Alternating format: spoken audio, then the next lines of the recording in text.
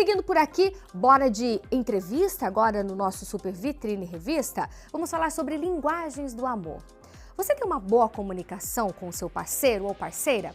Sabia que para manter uma relação saudável, nós precisamos, gente, aplicar as linguagens do amor? Entender o que o outro gosta e espera da relação é muito importante, viu? Para ter um relacionamento feliz e também duradouro. E para nos explicar aí como que funciona toda essa linguagem do amor, né? Essa comunicação assertiva e identificar essa linguagem no outro, eu recebo a maravilhosa terapeuta sexual, a Pamela Vaz. Boa tarde, Pamela, minha linda, tudo bem? Tudo bem, Patrícia, e você? Tudo bem também, graças a Deus. Bora lá então, que eu quero saber o que são as linguagens do amor e como que elas podem colaborar, Pamela, para que o casal tenha uma boa relação. Elas podem colaborar e muito, Patrícia, né? As linguagens do amor são 5, né? Vamos lá, toque físico, palavras de afirmação, presentes, atos de serviço e tempo de qualidade, né? E como elas podem colaborar para o relacionamento afetivo, né?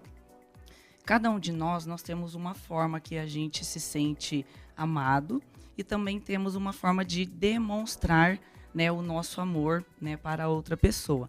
Então, quando a gente sabe a nossa linguagem do amor, né, a gente consegue, isso daí também tem a questão da comunicação, né, falar para o nosso parceiro ou para a nossa parceira como eu me sinto amada. Por exemplo, eu adoro ganhar presentes. Né? Então, eu passo isso para o meu parceiro e ele vai saber que eu me sinto amada quando eu ganho presentes.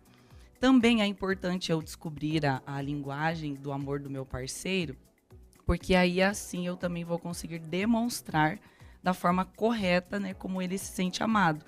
Porque assim, se a linguagem do amor do meu parceiro é toque físico e eu fico fazendo atos de serviço, né, cozinhando, fazendo um chá, eu não estou falando a linguagem dele. Né? Por mais que ele tá fazendo algo legal, bonito, gostoso para o relacionamento, mas não é a linguagem de amor do parceiro. Isso, aí acaba tendo aquele probleminha de comunicação, que aí a pessoa fala assim, mas eu faço tudo por ela, eu faço tudo por ele, mas não está talvez falando aquela linguagem exata, né, do parceiro. E é importante falar aqui que nós temos, às vezes, não somente uma linguagem do amor, às vezes a gente tem mais do que uma, né? Então, por isso que é importante essa questão, quando eu falo da comunicação, que é a gente saber exatamente sobre o outro. Tá, mas como que eu sei da minha linguagem do amor, por exemplo? Tá, eu tenho lá as 5 linguagens. O que eu tenho que fazer? Eu tenho que responder algumas perguntinhas. Eu gosto mais disso ou daquilo, para eu identificar o que... Porque às vezes a pessoa que está nos assistindo fala assim, mas nem eu sei do que eu gosto mais. Como é que eu vou fazer para falar pro meu parceiro? Sim, Patrícia, quando eu atendo casais, uma das coisas que eu trabalho, né, claro que depende da demanda que vem para mim, mas é as 5 linguagens do amor. Tem um livro, tá, que fala sobre as 5 linguagens. E nesse livro tem lá no final, tem um testezinho que você faz, né?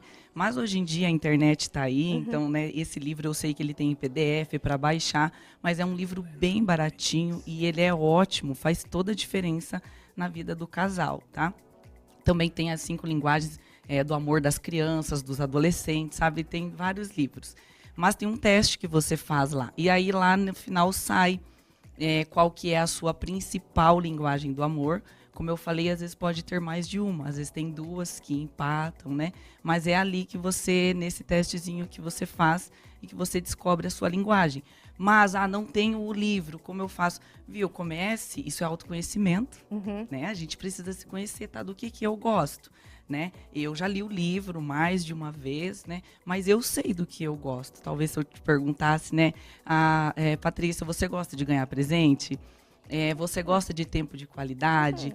Você gosta que cozinhe para você, que abra a porta do carro? Então, olha só, esse é atos de serviço, palavras de afirmação. Você gosta quando alguém te elogia, que fala que comida boa, nossa, como você é uma mãe dedicada, nossa, como você se veste bem, como você tem bom gosto.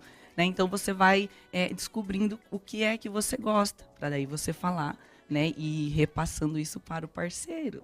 Lascou, porque eu acho que eu sou as 5 linguagens agora. Depois que a Pamela falou, você gosta disso? Gosto. Você gosta daquilo? Também gosto. Você também, tá tudo ali. Mas eu acho que deve ter uma que predomina mais, né? E é essa a mais que a gente tem que ter de forma mais clara para o relacionamento.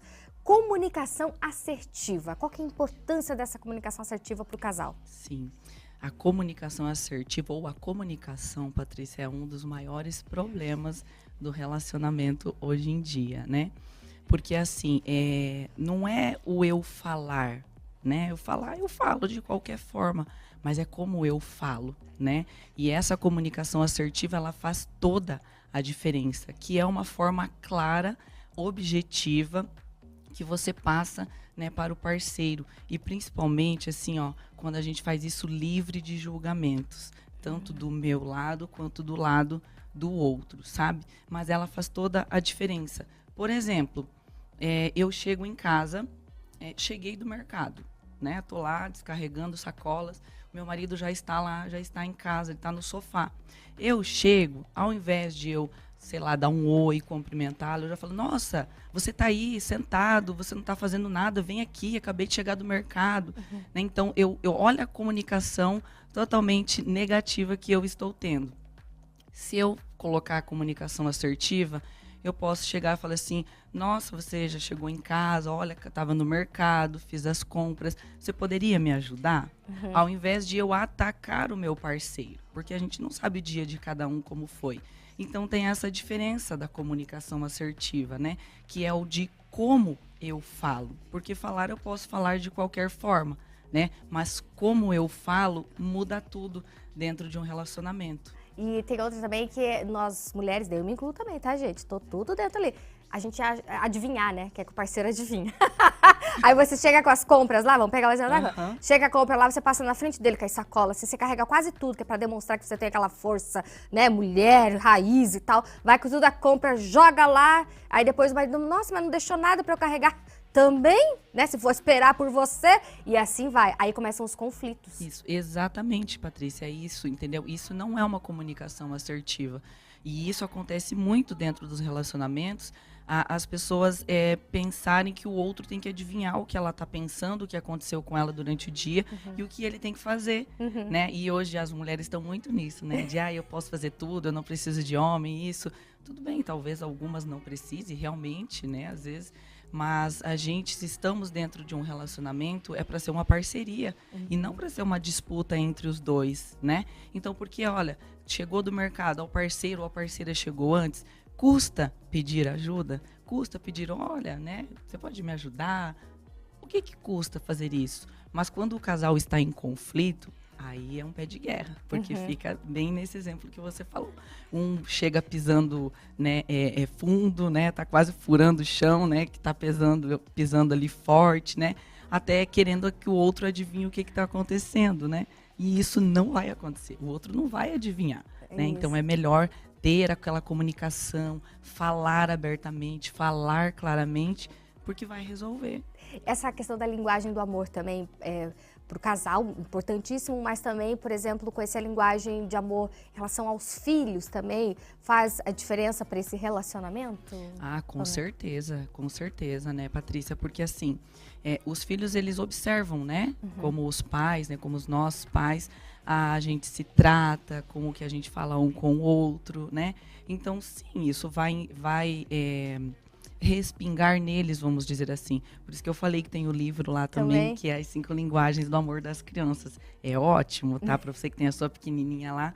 Mas só de nós, pais, adultos, quando a gente tem isso, essa maneira respeitosa de falar um com o outro, muda tudo, né? E os filhos, eles estão ali desde pequenininho, de 1 ano, 1 ano e meio, eles estão observando. E eles vão crescendo, então eles estão ali, eles vão repetir esses comportamentos. Com certeza, que maravilha, hein, gente? Poderíamos o quê? Ficar aqui uma tarde toda, uma segunda-feira inteira falando com Pamela desse assunto tão maravilhoso. Mas pra gente só arredondar e fechar, a pessoa, então, ela pode ter mais de uma linguagem do amor, são 5 linguagens do amor. Tem já o livro, PDF, tudo, quem quiser baixar, põe lá no Google, Linguagens do Amor. Mas tem uma assim, que é mais predominante, tanto para mulheres quanto para homens, que você vê assim em consultório, Pamela, não? Tem, assim, mais predominante, claro que eu falo assim, a gente não pode generalizar nunca, né, Patrícia? Mas, assim, normalmente as mulheres têm tempo de qualidade. Olha. Normalmente, isso não é uma regra, tá? Mas o que eu mais vejo no meu consultório, daquilo que eu atendo, é o tempo de qualidade. E os homens é toque físico e atos de serviço. Mas tem que ter um ato de serviço, né? É, meninos, vocês eu vou te contar. Linda, Sim. Obrigada pela presença aqui no Vitrine Revista. É sempre uma honra, um prazer te receber por aqui, viu? Passa teu Instagram, pessoal de casa. Ah, pois é, eu que agradeço também, tá, Patrícia? É sempre uma honra estar aqui. O meu Instagram é @sexóloga_Pamela Vaz. Perfeito. Até uma próxima, excelente semana. Obrigada, igualmente.